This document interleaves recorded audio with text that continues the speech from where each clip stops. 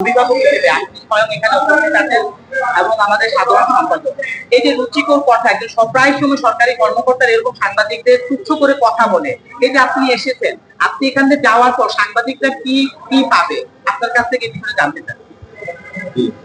ধন্যবাদ সাংবাদিক মহোদয় বন্ধুগণ, সকলকে বাংলাদেশ মফস্বল সাংবাদিক ফোরামের পক্ষ থেকে অনেক অনেক শুভেচ্ছা এবং অভিনন্দন জানাচ্ছি। সেই সাথে আপনাদের অবগতির জন্য জানাচ্ছি যে গত সপ্তাহে স্বাস্থ্য অধিদপ্তরের উপপরিচালক হাসপাতাল যে উপপরিচালক সরকারি এবং বেসরকারি হাসপাতাল শাখার উপপরিচালক ডাক্তার শাফি আহমেদ সাহেব সাংবাদিকদের নিয়ে বা সাংবাদিকদের দিয়ে তিনি সারা দেশের যে হাসপাতালগুলোর অপরিষ্কার অপরিচ্ছন্নতা নোংরা পরিবেশকে তিনি পরিচ্ছন্ন করার জন্য সাংবাদিকদের যে দায়িত্ব দেওয়া প্রসঙ্গে একটি পোস্ট তার সামাজিক যোগাযোগ মাধ্যমে করেছিলেন। এ ঘটনায় সারা দেশের সাংবাদিকদের মাঝে একটি বিরূপ প্রতিক্রিয়া সৃষ্টি হয়েছে।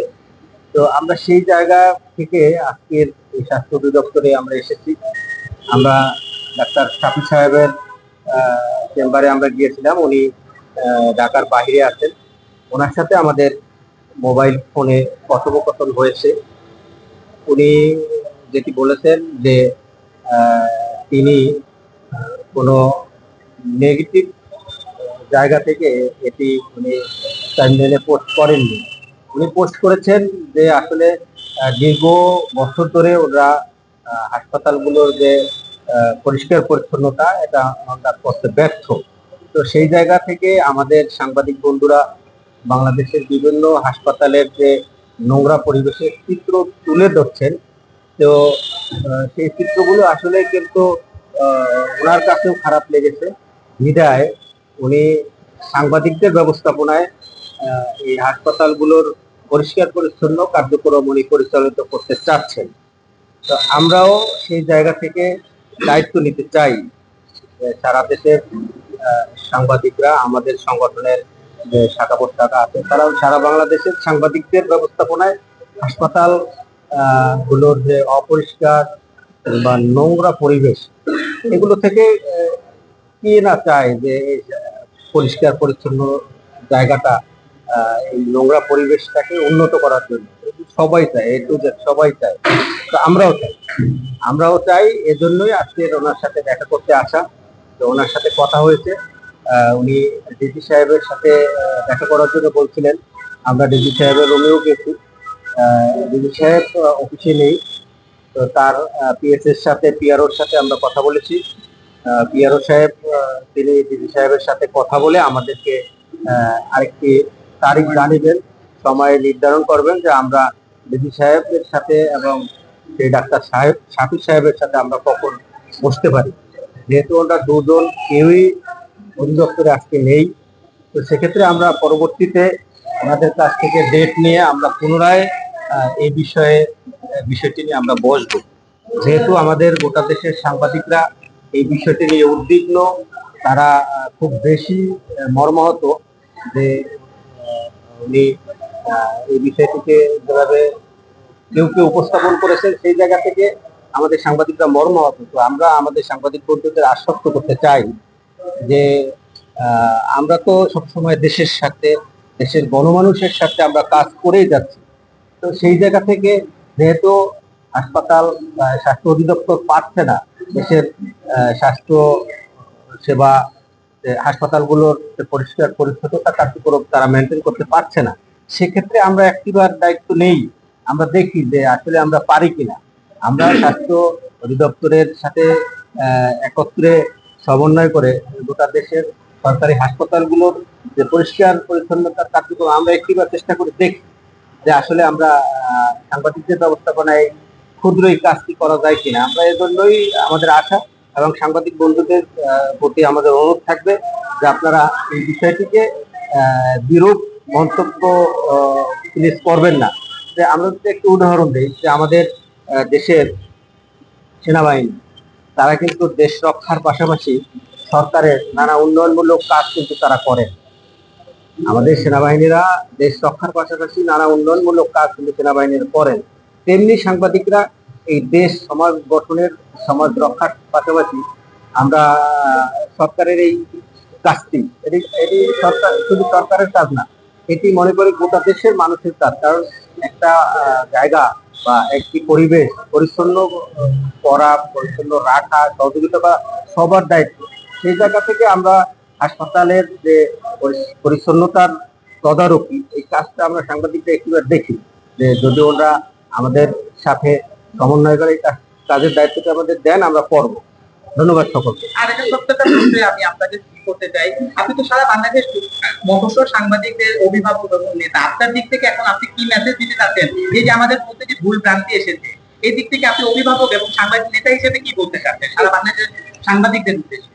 জি, সাংবাদিকদের উদ্দেশ্যে যেটি বলা, সেটি হচ্ছে যে আমরা এই বিষয়টি নিয়ে যেহেতু আজকের এসেছি, এর আগে আমরা এই ঘটনা নিয়ে আমরা মিডিয়া এবং মিডিয়ায় আমরা তুলে ধরেছি বিষয়টি নিয়ে, এবং আজকে সরাসরি অধিদপ্তরে আসা এবং এই বিষয়টির চূড়ান্ত ঘটনা এবং শেষ পর্যন্ত আমরা থাকবো, শেষ পর্যন্ত থেকে এই ঘটনার একটা সুরা আমরা দিতে চাই। ধন্যবাদ।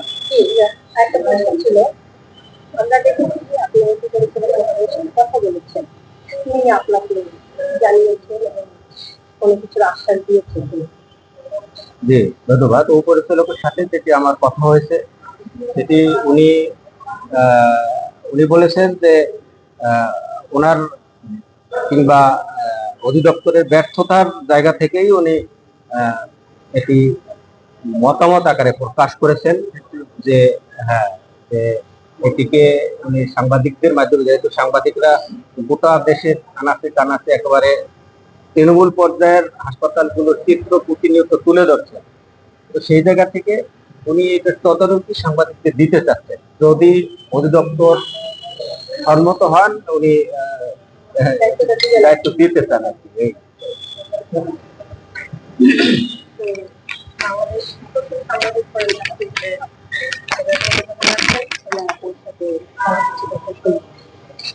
আসসালামু আলাইকুম। সবগুলো পাওয়া আছেন এবং আটক আমরা শুনলাম, তার কথায় আপনি বলবেন। ওয়ালাইকুম আসসালাম, ধন্যবাদ আপনাকে। হ্যাঁ, আমাদের সম্মানিত সভাপতি মহোদয়, আজকে আমাদের এই যে উদ্দেশ্যে আমরা আজকে এখানে এসেছি, মানে আমি বলতে চাচ্ছি যে আমরা বর্তমানে অবস্থান করছি মহাখালী টিভি গেটের এখানে যে স্বাস্থ্য অধিদপ্তর রয়েছে, যেখানে ডিজি সাহেব সহ অন্যান্য প্রশাসনিক কর্মকর্তারা বসেন।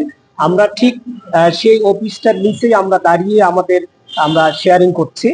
তো আমি অবশ্যই আমাদের সম্মানিত সভাপতি মহোদয়ের কথার সাথে আমি একমত পোষণ করছি, এবং এখানে বাংলাদেশ মফস্বল সাংবাদিক ফোরাম এবং সাংবাদিক নির্যাতন প্রতিরোধ কমিটির যারা অন্যান্য সদস্যরা এসেছেন, তাদেরকে আমাদের এই প্রোগ্রামে আসার জন্য, আমাদেরকে সময় দেওয়ার জন্য তাদেরকে ধন্যবাদ জানাচ্ছি।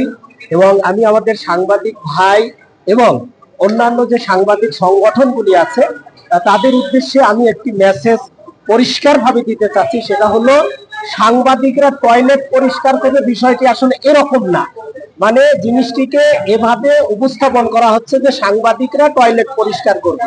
আসলে সাংবাদিকরা তো টয়লেট পরিষ্কার করবে না, সাংবাদিকরা এটার নেতৃত্ব দিবেন, তারা এটার দায়িত্ব নেবেন যে শুধু টয়লেট না, একটি হসপিটালের বেডের যে চাদর থাকে, তারপরে আপনার হসপিটালের ফ্লোর থাকে এবং চারপাশের যে পরিবেশ থাকে, ইভেন যে আপনার ওয়াশরুম থাকে, সেগুলি যাতে সবসময় নিট অ্যান্ড ক্লিন থাকে, এই তত্ত্বাবধানের দায়িত্বটি নিতে চাচ্ছেন আমাদের মফস্বল সাংবাদিক ফোরামের যে আমাদের সভাপতি সাহেব আছেন, এবং আমি অ্যাজ এ জেনারেল সেক্রেটারি এবং আমাদের পুরো সাংবাদিক সংগঠন মহল আমরা এই দায়িত্বটি নিতে চাচ্ছি।